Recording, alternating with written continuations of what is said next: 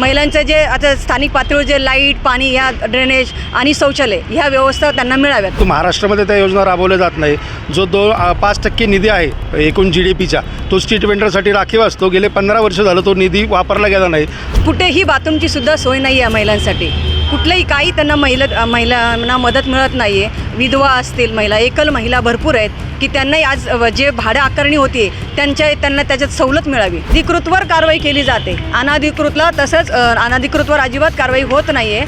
अधिकृतवरच कारवाई केली जाते. त्याचे काही नियम अटी आहेत, त्या नियम अटी पाळल्या जात नाही आहे. जो डाटा होता असंघटित घटकाचा तो कुठल्याही प्रकारचा डाटा हा केंद्र शासनाकडे नव्हता. सरसकट माल बनवलेला असतो, तो रोडला फेकला जातो आणि त्या महिला वर्ग जास्त, तुम्हाला मी आधीच म्हटलं की महिला वर्ग याच्या जास्त आहे.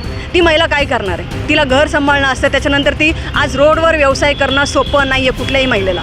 सगळ्यात महत्त्वाचं म्हणजे फूड झोन झाले पाहिजेत. 15 वॉर्ड क्षेत्रीय कार्यालयामध्ये फूड झोन झाले पाहिजे. त्याला आमदारांनी खासदारांनी मान्यता दिली पाहिजे. त्याचा निधी वापरला गेला पाहिजे.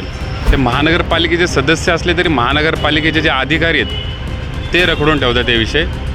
बाकीचे सगळे मदत करतातच आहे, लोकप्रतिनिधी मदत करतात. नमस्कार, मी सागर अलकुंटे आपणा सर्वांचं मॅक्स महाराष्ट्राच्या जनतेच्या जाहीरनाम्यामध्ये स्वागत करतो. खरं तर आज आपण जनतेच्या जाहीरनाम्यामध्ये पदपथ विक्रेत्यांचा जाहीरनामा जो आहे तो पाहणार आहोत.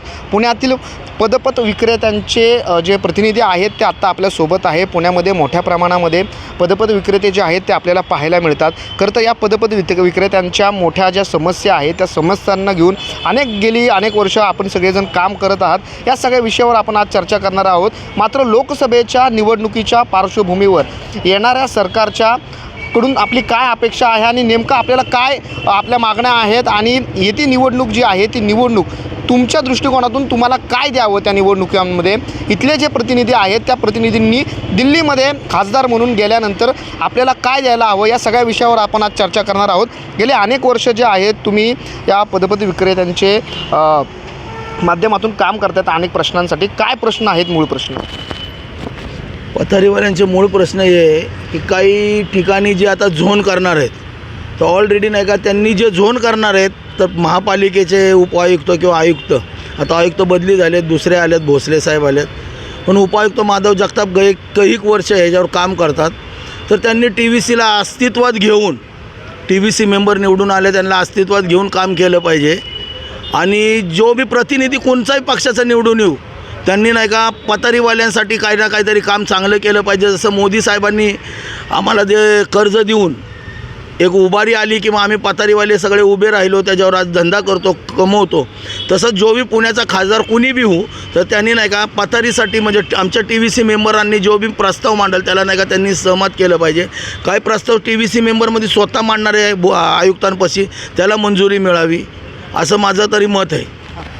लोकप्रतिनिधी म्हणून, खासदार म्हणून कोणीही निवडून येऊ देत, आमचे जे आहेत मूळ प्रश्न ते सोडवले जावेत असं त्यांचं म्हणणं आहे. मात्र एकंदरीत ही जी निवडणूक आहे ती केंद्राची निवडणूक आहे आणि केंद्राची निवडणूक होत असताना ग्राउंडचे पॉलिसीज जे आहेत ते राबवल्या नेमक्या जातात का आणि त्यात काय अडचणी निर्माण होतात? काय तुमचा जाहीरनामा आहे? तुम्हाला काय हवं आहे नेमकं? भादेकरांनी सांगितल्याप्रमाणे खरंच आहे, केंद्रात काही चांगल्या योजना राबवल्या जातात परंतु महाराष्ट्रामध्ये त्या योजना राबवल्या जात नाही.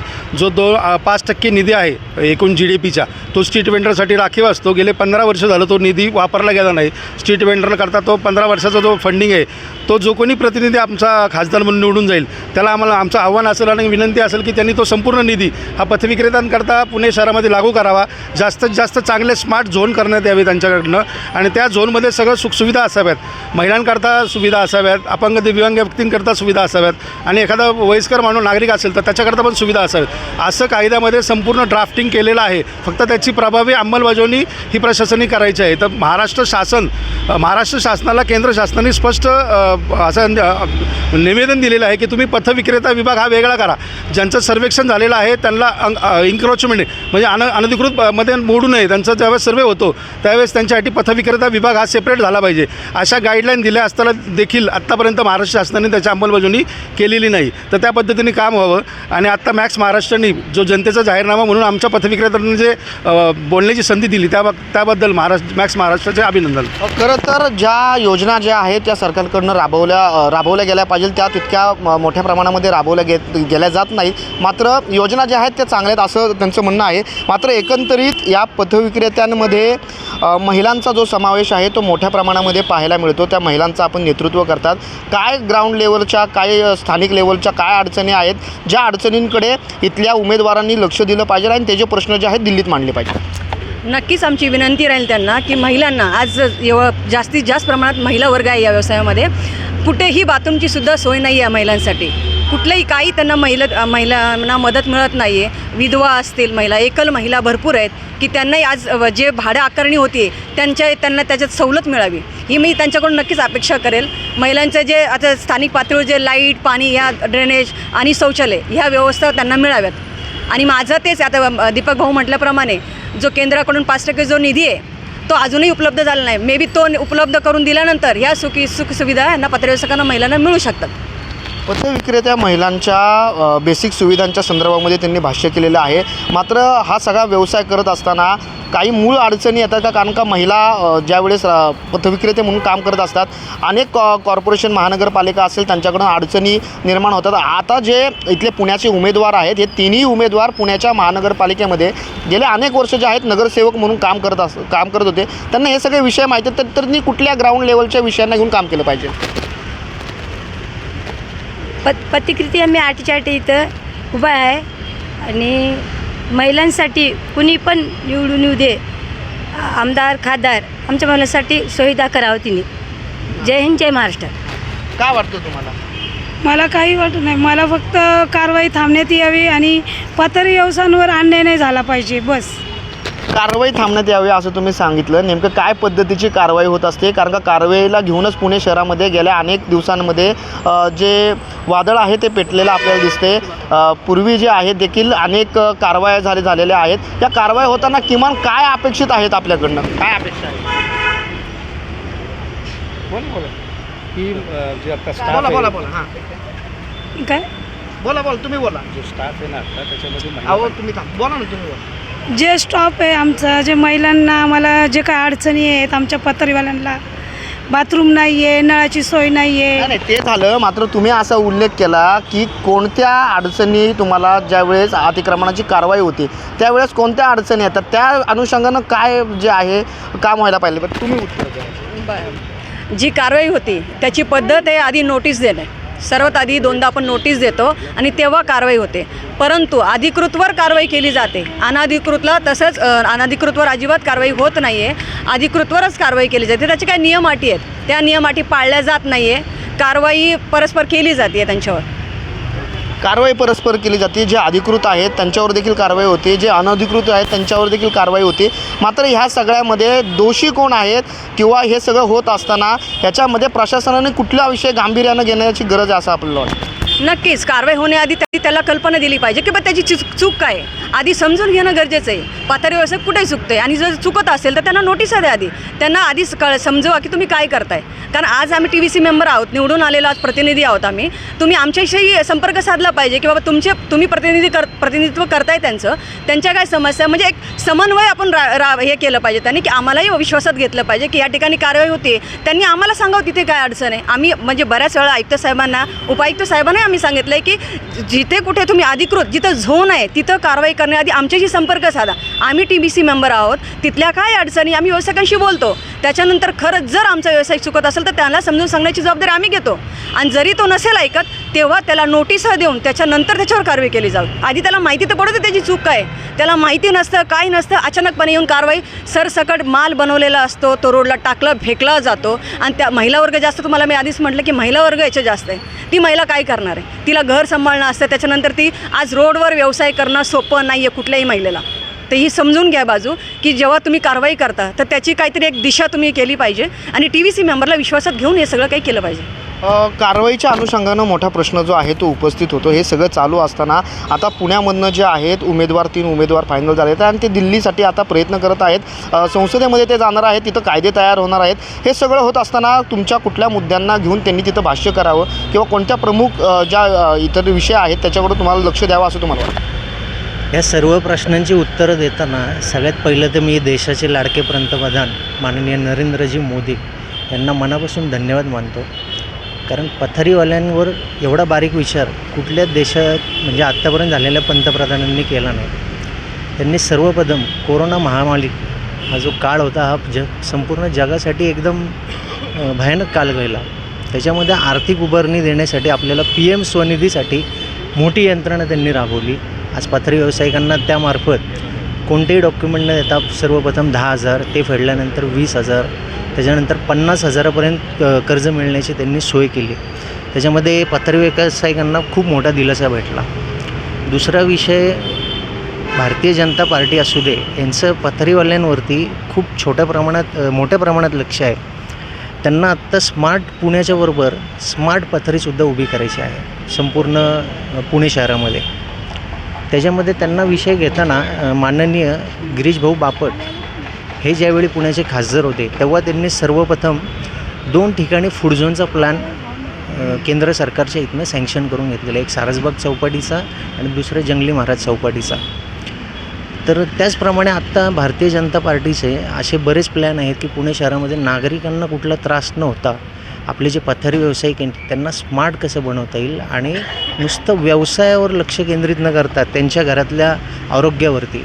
आता माननीय चंद्रकांत दादा पाटील यांच्या माध्यमातून पुणे शहरामध्ये बरेच 2 वर्ष होत आले एक मोठी गाडी. तर PM स्वनिधीचा आपण उल्लेख केला, तो पथारी व्यावसायिकांना मिळाला आहे का किंवा त्यात काही त्रुटी आहेत? आत्तापर्यंत जवळजवळ पथारी व्यावसायिकांमध्ये 50%हून जास्त लोकांनी त्याचा लाभ घेतलेला आहे. आणि नुसतं 10,000चंच नाही, ते फेडून 20,000वर संख्या पोहोचली. 20,000 फेडून 50,000वरती सुद्धा लोकांनी आज कर्ज घेतलेलं आहे. आणि आत्ता त्याच्या जोडीलाच केंद्रामधनं विश्वकर्मा योजनासुद्धा राबवण्यात येते. आत्ता त्याच्यामध्ये 12 बलुतेदार जे आहेत आपल्या. याच्यामध्ये काय सुधारणा येत्या काळात आपल्याला अपेक्षित आहे पथारी व्यवसाय म्हणून? सुधारणामध्ये ह्याच्यामध्ये थोडीशी साहजिक आहे. 50,000 ही आकडा खूप मोठा आहे, पण आम्हाला त्याच्यामध्ये आकडा वाढवण्याची गरज आहे. कारण जसं जसं महागाईच्या दृष्टीने किंवा मग व्यावसायिक उत्पन्नाच्या दृष्टीने आपल्याला त्याचा आकडा थोडा वरती न्यावा लागेल. त्यासाठी माननीय पंतप्रधान साहेबांना आणि पुण्यनगरीचे आत्ताचे उमेदवार मुरलीअण्णा मोहोळ यांना आम्ही निवेदन देऊच आणि आम्हाला नक्कीच खात्री आहे की ते आमची ही मागणी पूर्ण करतील. त्याच्यामध्ये PM स्वनिधीच्या माध्यमातून जे आहे पथारीचे अनेक विषय जे आहेत ते मार्गी लागलेत असं त्यांचं म्हणणं आहे. मोठ्या प्रमाणामध्ये पथारी व्यावसायिकांना जे आहे त्या ठिकाणी अनुदान मिळालेलं आहे. या सगळ्या संदर्भामध्ये काय त्रुटी आहेत किंवा काय त्रुटी ज्या घडतात त्या दूर केल्या पाहिजेत? बरोबर आहे. PM स्वनिधीच्या माध्यमातून जो डाटा होता असंघटित घटकाचा तो कुठल्याही प्रकारचा डाटा हा केंद्र शासनाकडे नव्हता. मग त्या श्रम मंत्रालयाच्या गाईडलाईननुसार तसा एक डाटा तयार झालेला आहे. आणि आत्ता साधारणतः 85 लाखाच्या वरती आत्ता महाराष्ट्रातनं त्यांचं चयन झालेलं आहे आत्ता भारतातनं. आणि त्यांचे आत्ता 10,000 20,000 आणि 50,000चं लोन हे बँका त्यांना देत आहेत. फक्त काही बँका असं होतं आहे की 10,000चं लोन क्लिअर झाल्यानंतर पोर्टलवर 10,000चं लोन क्लोज केलं जात नाही. आणि जोपर्यंत पोर्टलवर 10,000चं लोन क्लोज केलं जात नाही तोपर्यंत 20,000चं लोन अपडेट होत नाही. तर बँका शिक्का मारून तुम्ही 10,000चं लोन क्लोज केलं हे देतात, पण पोर्टलवर क्लोज करत नाही. त्या संदर्भामध्ये आम्ही केंद्र शासनाला आणि महाराष्ट्र शासनाला पत्रही दिलेलं आहेत, पण बँका अजून तशी भूमिका घेत नाहीत.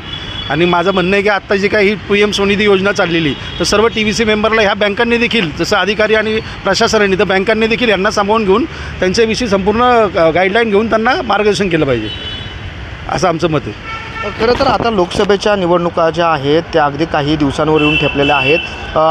विविध पक्षांचे विविध जाहीरनामे जे आहेत ते समोर येतात. मात्र पद विक्रेत्यांच्या कुठल्या मुद्द्यांना घेऊन चर्चा होणं गरजेचं आहे आणि ते देश पातळीवर राज्य पातळीवर होणं गरजेचं आहे असं तुम्हाला वाटतं? आता सगळ्यात महत्त्वाचं म्हणजे फूड झोन झाले पाहिजेत. 15 वॉर्ड क्षेत्रीय कार्यालयामध्ये फूड झोन झाले पाहिजे. त्याला आमदारांनी खासदारांनी मान्यता दिली पाहिजे. त्याचा निधी वापरला गेला पाहिजे. आता केंद्र सरकारने निधी दिलेला आहे, तो का अजून कुठं वापरला गेलेला नाही. तो एकदा फक्त सारसबागेला दिलेला आहे त्यांनी निधी. तर बाकीच्या ठिकाणी आपण फूड झोन तयार करणार आहेत त्याच्यासाठी वापरावा.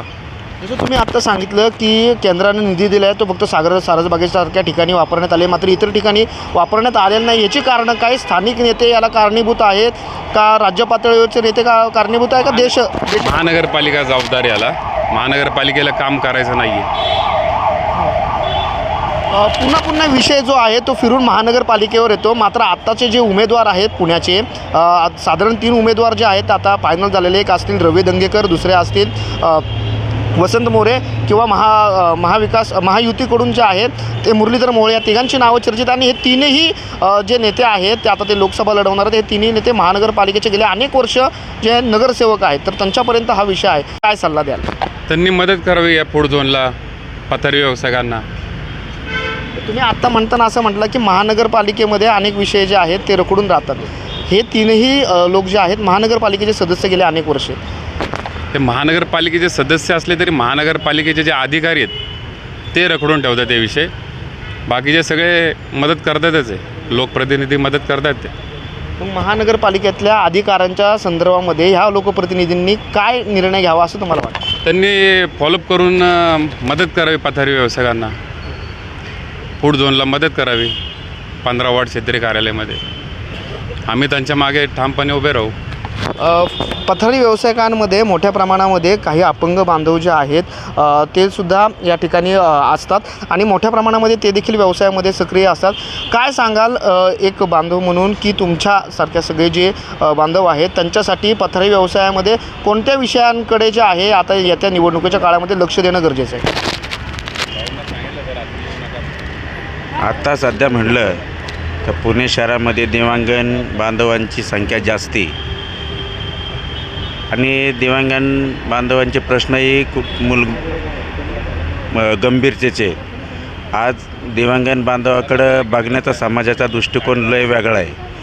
तर प्रत्येक सरकारची एक जबाबदारी असते की भारतीय तो कुठल्याही देशाचा असो, भारताचा असो, प्रत्येक देशाच्या सरकारची जबाबदारी असते की प्रत्येक नागरिकाला अन्न, वस्त्र, निवारा देण्याची त्यांची पात्रता असते. पण आता दिव्यांग बांधवांची एक अशी परिस्थिती की येणाऱ्या निवडणुकीच्या काळामध्ये सरकारने त्यांच्या मूलभूत प्रश्नांकडे लक्ष देऊन त्यांना कोणते मूलभूत प्रश्न आहेत आपले? म्हणजे मूलभूत प्रश्न म्हणजे त्यांना रोजगार उपलब्ध करून देणं किंवा त्यांच्यासाठी सुखसुविधा म्हणजे घरकुल असो किंवा कुठल्या अनेक योजना आहेत त्याच्या माध्यमातून त्या सगळ्याची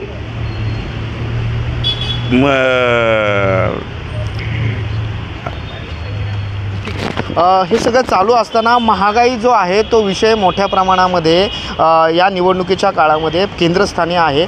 पदपथ विक्रेते म्हणून महागाईच्या दृष्टिकोनातून काय पावलं उचलली गेली पाहिजे असं तुम्हाला वाटतं? आता महागाईच्या दृष्टीने आपल्या पथारी व्यवसायांकडे सगळ्यात स्वस्त असतं. हॉटेलपेक्षा निम्म्या किमतीमध्ये पूर्ण पदार्थ मिळतात.